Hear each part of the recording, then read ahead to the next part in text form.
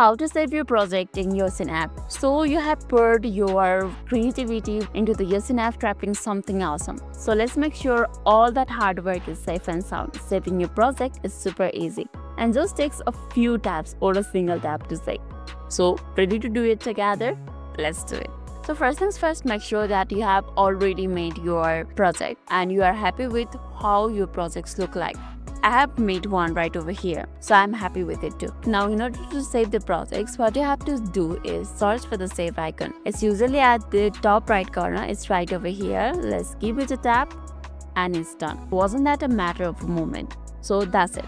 You have successfully saved your project in Yoshion app. Easy peasy, right? Lastly, if this video made your day a little bit easier, don't forget to like and subscribe for more amazing tips. Thanks for watching and I'll be seeing you in the next video.